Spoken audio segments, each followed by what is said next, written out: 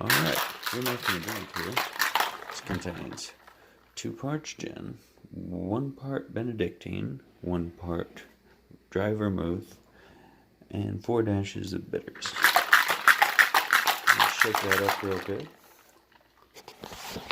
I'm actually going to set you down for just a second.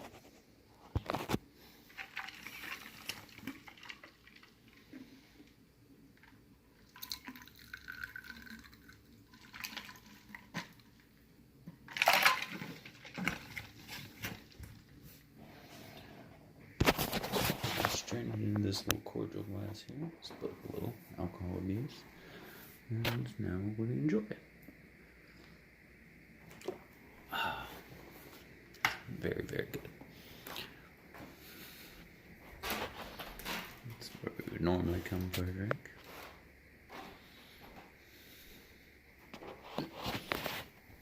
So,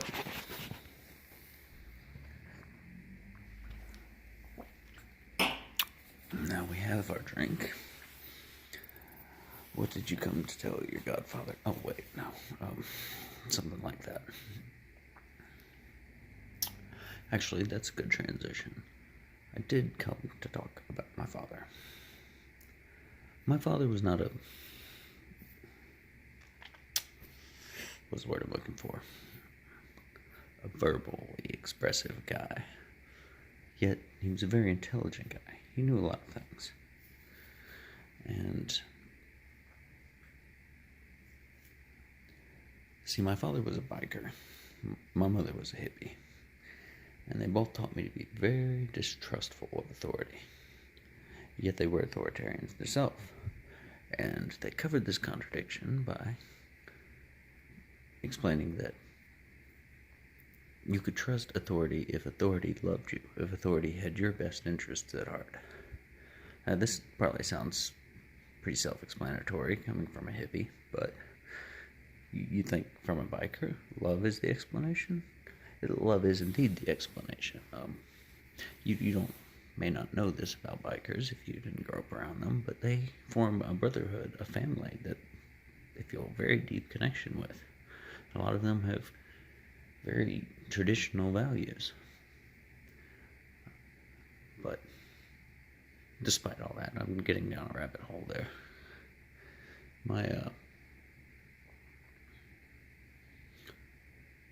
My father knew instinctively, or perhaps he figured out, but he knew how to maintain liberty. He was an anti-helmet activist, although we always had to wear helmets. His children always had to wear helmets.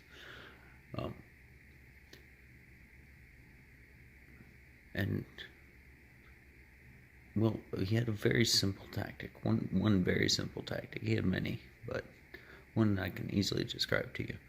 Each morning, he would wake up after having drank the night before, and he would walk out on the porch and piss on the shrubbery. If the neighbors didn't like this, he didn't care. They could call the cops. He would walk inside and say, "Come back when you have a warrant." Nobody's going to go get a warrant for pissing on your own shrubs. Well, I mean, somebody might, but the thing is, you just have to make it not worth their while to fuck with you. And in his roundabout way, he was preserving the liberty of everybody that lived on that road. You see, when he grew up on that road, his parents owned every house. And one by one, they sold off a few of the lots and built houses for each of their sons and a few uncles and stuff like that.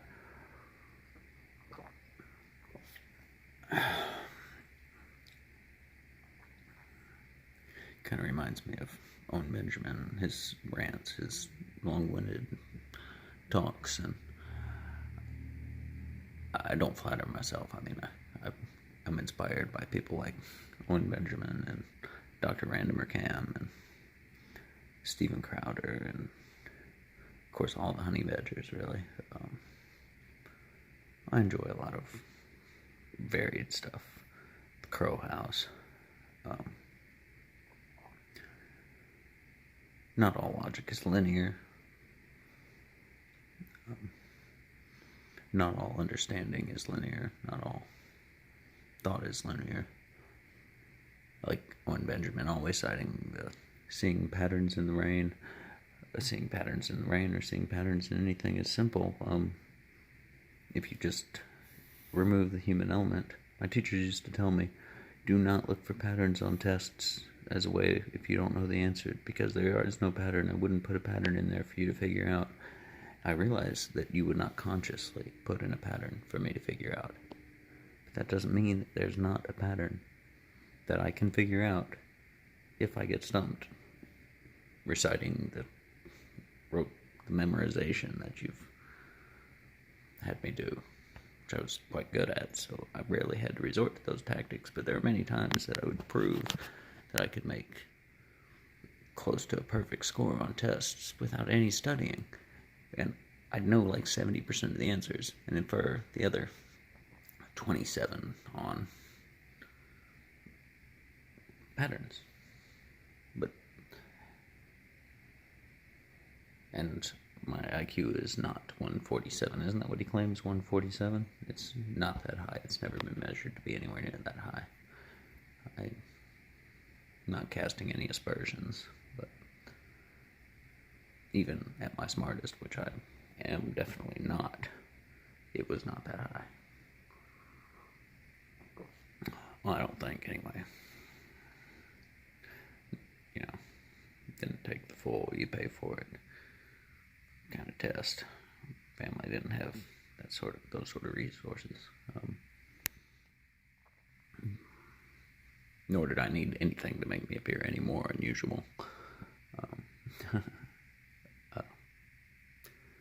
So, anyway, my dad, in his natural way, you'll find this as a theme. If I make more videos, you'll find that I say this a lot, that our fathers knew the way. I don't mean to be exclusionary. I mean, our mothers knew. I want to be inclusive by saying our fathers, because I don't want to be exclusive by saying our parents, because after a certain age, I don't believe a woman, I don't suffer a woman to teach a man. So after a certain age, the exchange between a mother and a son becomes more equal, I guess. I don't know. Not disparaging in any way. I mean, just different strokes for different folks. Women reach their maturity faster. It's easier to run a shorter race. I don't know. I'm just bantering now.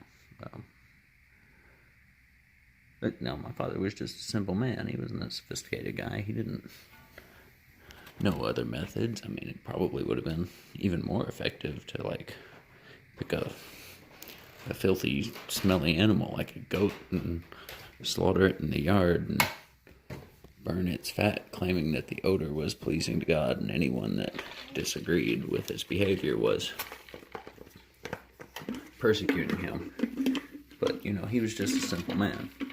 He just pissed off his porch. And in that way, preserved the liberty of the entire neighborhood. You might not like his behavior, but because he did it, you were free to do what you wanted to.